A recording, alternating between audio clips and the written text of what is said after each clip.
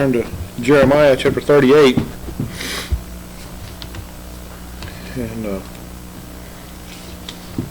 we're getting closer to the end of the book, but we've still got a ways to go.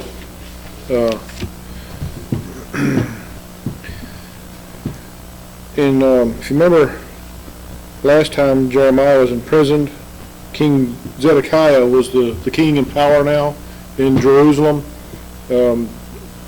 Nebuchadnezzar, king of Babylon, was had already taken over the majority of Judah, the land of Judah, and the Egyptians had jumped into the fight on, well, at least what Zedekiah thought was on his side. We don't know for sure, but there was a battle between the Chaldean army of Babylon and the Egyptian army, and it looks as though the Egyptian army was whipped and sent back home, basically. All the while Jeremiah was imprisoned in a different place than where he had been before. He wasn't under house arrest anymore. He was in a more of an actual prison.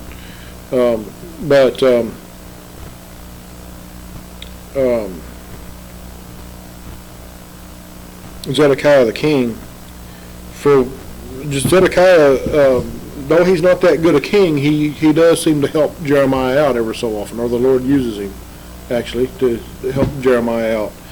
And we'll see tonight he does it again. And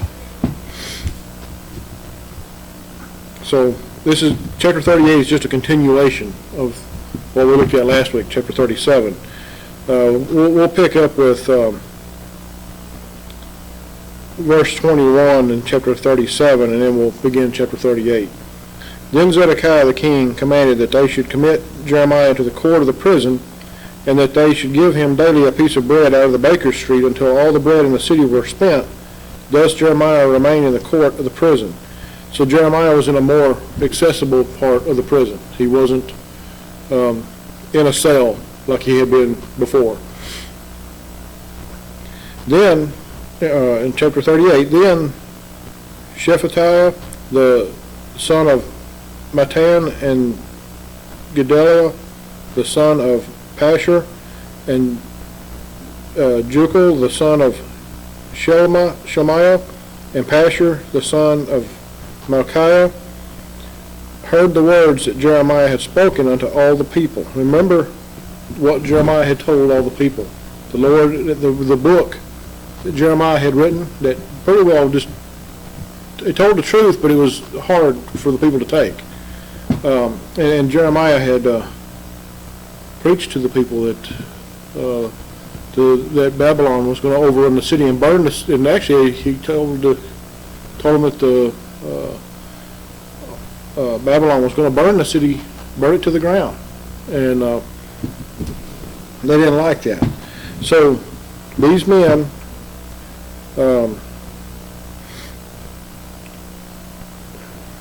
these four men, they heard the words that Jeremiah had said, that he had spoken to the people, saying, "Thus saith the Lord." Then this is what Jeremiah had told the people: "He that remaineth in the city shall die by the sword, by the famine, and by the pestilence. But he that goeth forth to the Chaldeans shall live, for he shall have his life for a prey, and shall live." In other words, they need to surrender, give up. In the Chaldeans, you're going to be their prisoners, but at least you're not going to die a horrible death, like either by the sword or by famine or by pestilence. When you think about it, probably dying by the sword would be the best of those, because at least you're not going to suffer long, depending on how bad the wound is. But to die from famine or in pestilence, it's not a short death. It's a long, grueling death, or can be, and would be for some of those people. Verse 3, "Thus saith the Lord, this city shall surely be given into the hand of the king of Babylon's army, which shall take it." Not might take it, but shall take it. He is going to take it. Therefore the princes said unto the king, "We beseech thee, let this man be put to death, for thus he weakeneth the hands of the men of war that remain in this city, and the hands of all the people, in speaking such words unto them. For this man seeketh not the welfare of this people, but the hurt. In other words, Jeremiah has ruined the morale of the people, especially of the soldiers, from what he has said, because they know. Well, for one, the unknowing, if they surrender, they don't have any clue what Babylon's got in store for them. All they know is what Jeremiah has told them, that if they will surrender, they're going to live. But if they continue to fight, then they're going to die by the sword and by famine and by pestilence. It's going to be a horrible death. You hear stories from soldiers that have been in the battlefield and they're weighed with that decision. Do they surrender or do they keep fighting? And we think back in history, our nation's history. You look back. I guess probably the most common ones we think about, because the most recent would be the war in Vietnam, where so many were held prisoner, and even in, not so much, but there have been times in the more recent wars in the Middle East where people have been held prisoner, and their captors were horrible to them, much more so than Babylon will be to Israel in this story. There wasn't at least with the common people, there wasn't the torture that we hear about from our soldiers. Now, the king and his family, yes, it does appear that they, and especially the higher up in the government you were in Israel or in Jerusalem, the more you suffered. But the common people didn't suffer like that. They were taken away from their home, and they were not able to go and worship the Lord like they had been. But it wasn't like what we think of. It wasn't as bad as what we think of. So the princes go to the king, and they demand Jeremiah's death because he's ruined the morale of the troops and of the people. And they tell the king that that Jeremiah's out for their hurt, he says. But that's not what Jeremiah's concern was. Remember, Jeremiah lamented greatly, and we have a whole book, Lamentations. Go read it. He lamented greatly over what happened in Jerusalem, because they were his people. This was his homeland. It was his home city, and the people meant a lot to him. Even though they had done wrong in the eyes of God, he still loved these people. They were his people. He wasn't after their hurt. He was trying to save them, save their lives from death. Verse 5, Then Zedekiah the king said, Behold, he is in your hand, for the king is not he that can do anything against you. In other words, the king says it's under your jurisdiction. That's what he tells the princes. He's in your hands. Do whatever you got to do. Then took they Jeremiah and cast him into the dungeon of Micaiah the son of Himelech, that was in the court of the prison. And I let down Jeremiah with cords, and in the dungeon there was no water but mire. So Jeremiah sunk in the mire. This is the deepest, darkest place in the city. They've put him down, they've let him down into a pit, basically, in the prison. It's what we would consider solitary confinement. He was let down into it says a dungeon here, but it would be the darkest part of the dungeon, the lowest part, deepest, darkest part of the dungeon, where they would put the most hardened criminal, expecting him to die. They don't expect him to live. And by this time, Jeremiah is not a young man. He's not of old age yet, but he's not a young man anymore either.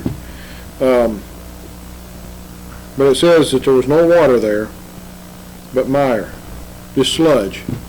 And you can imagine, if other men have been there, what he means by that, by mire. It's not pleasant. And so Jeremiah sinks in the mire, it says. And so it's going to be dark and cold and damp, no food, no water. A normal person would not live through that for very long. Plus the fact being in the dark and no contact with anybody else, well, a normal person would go insane. Now, verse 7.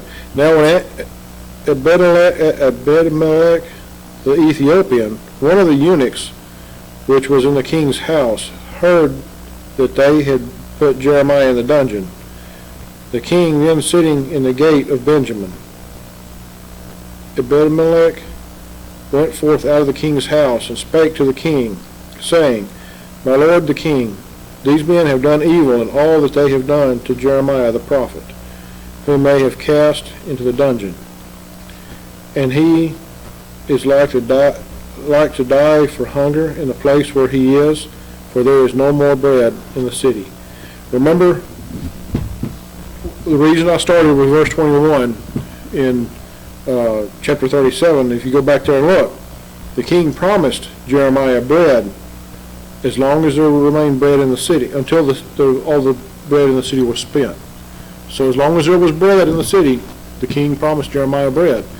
But this eunuch tells the king in verse 9, for there is no more bread in the city. There's nothing left to eat in the city, no bread. So the king can't follow through with his promise to Jeremiah now. But notice an Ethiopian eunuch.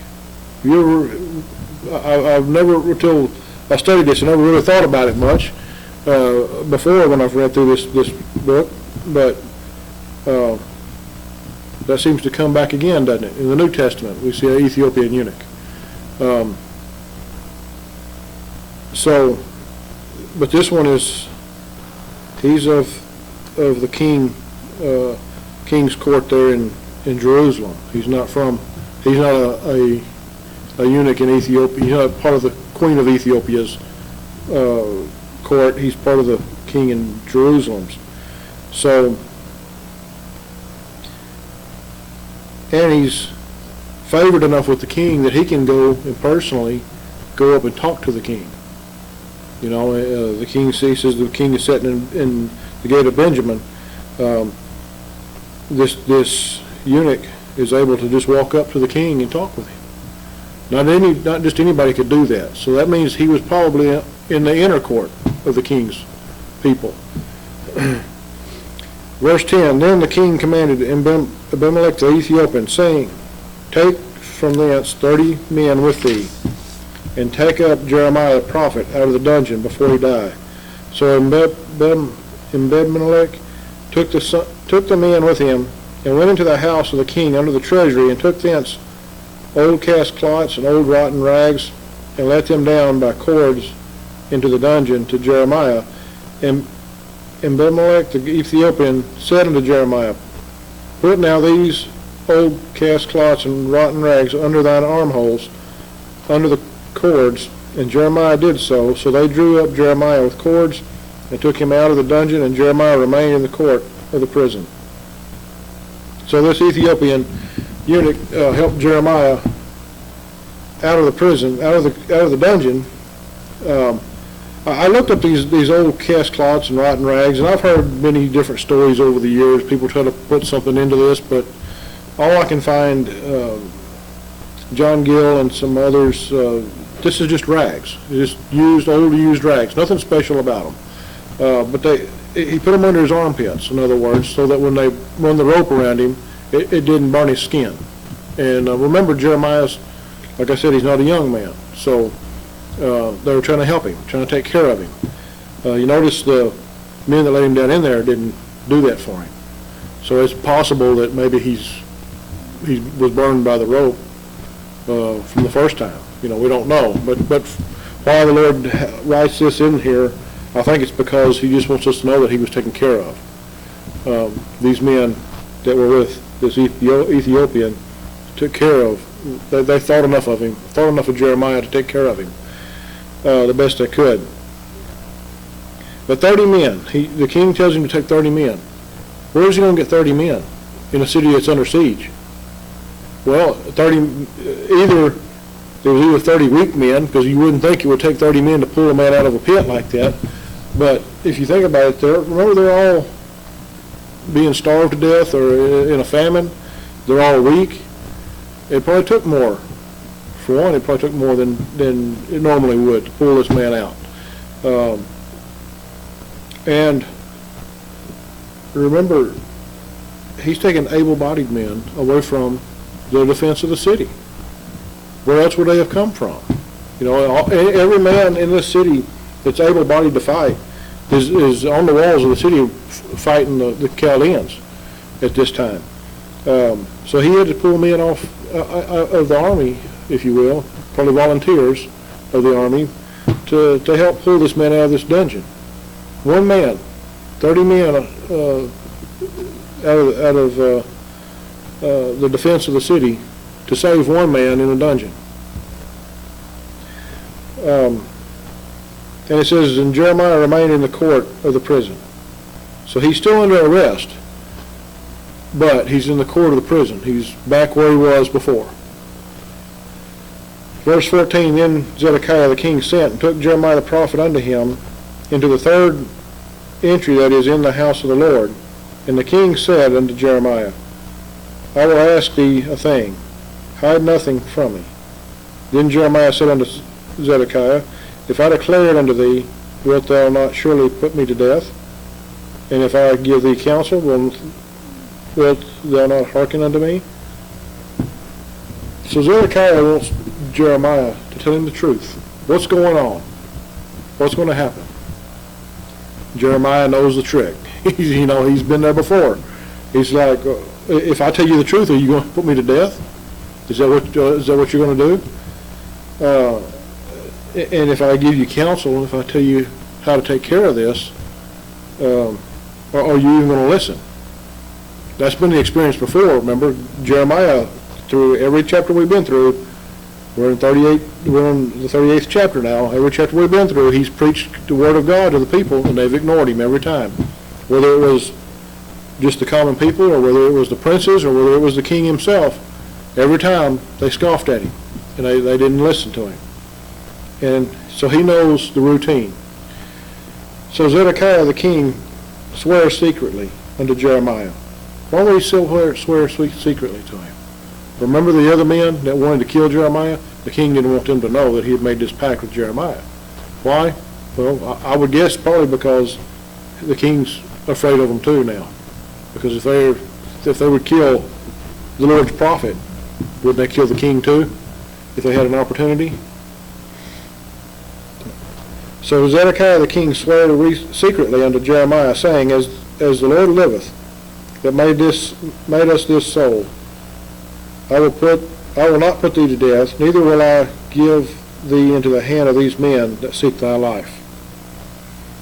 Then said Jeremiah unto Zedekiah, Thus saith the Lord, the God of hosts, the God of Israel, If thou wilt assuredly go forth unto the king of Babylon's princes, then thy soul shall live, and this city shall not be burned with fire, and thou shalt live in thine house.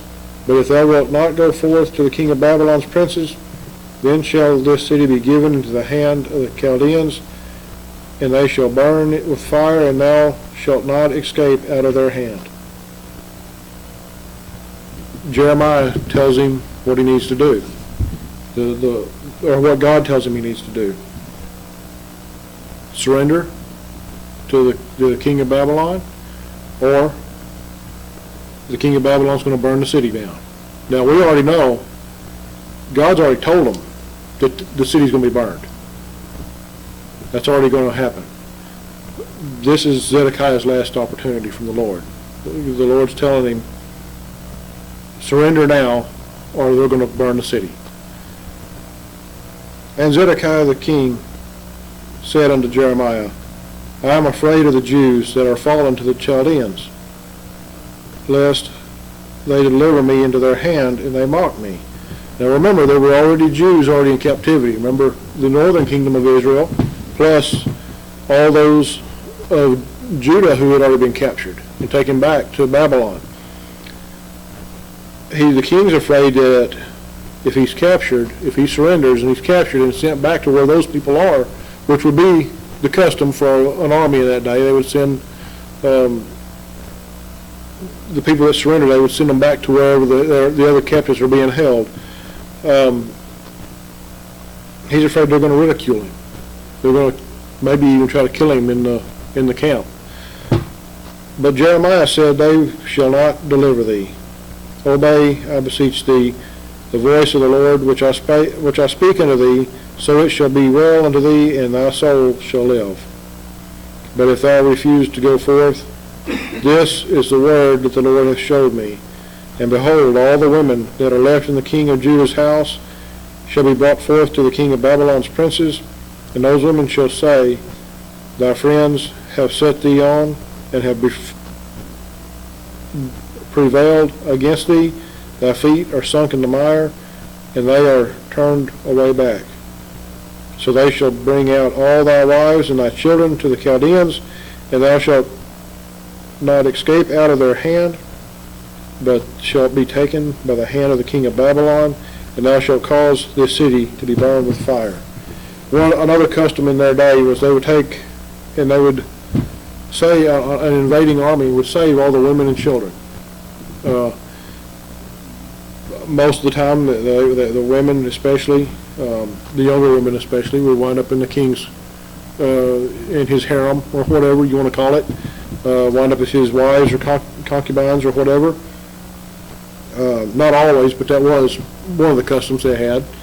And especially those that were in the king's house, the enemy's king's house, because they were royalty. They were more thought of than just the common people.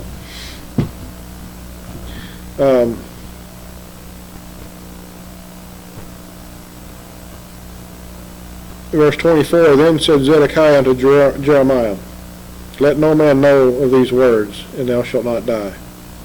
But if the princes hear that I have talked with thee, and they come unto thee, and say unto thee, Declare unto us now what thou hast said unto the king, hide it not from us, and we will not put thee to death. Also what the king said unto thee, then thou shalt say unto them, I presented my supplication before the king, that he would not cause me to return to Jonathan's house to die there. So the king and Jeremiah make a pact. They're going to keep this between themselves, basically so the king can save face, so that his people don't try to kill him. And he promises Jeremiah that he won't send him back to the deepest part of the prison. In verse 27, Then came all the princes unto Jeremiah and asked him, and he told them according to all these words that the king had commanded. So they left off speaking with him, for the matter was not perceived. So the king told Jeremiah what to tell them. They came and asked. Jeremiah tells them exactly what the king said, and nobody knows any different. Verse 28, So Jeremiah abode in the court of the prison until the day that Jerusalem was taken, and was there when Jerusalem was taken. Notice it doesn't say Jerusalem surrendered. Jerusalem was taken and will be burned. You go to the book of Nehemiah, you can see how bad it was. But here, Jeremiah, he's in the court of the prison. He's in that part of the prison like we talked about last time, same place. People can come and see him. He can have visitors. He can move around. He's not in a cell. He's not allowed out, of course, but it says here that he remains there until the city is taken, and he'll remain there till then. Next time in chapter 39, at least in the first parts of it, we'll look at a little bit more history of the siege of Babylon. I'm not sorry, the siege that Babylon brings on Jerusalem, as far as times and length of time and all that, and we'll look more into that. So that's all we have for tonight.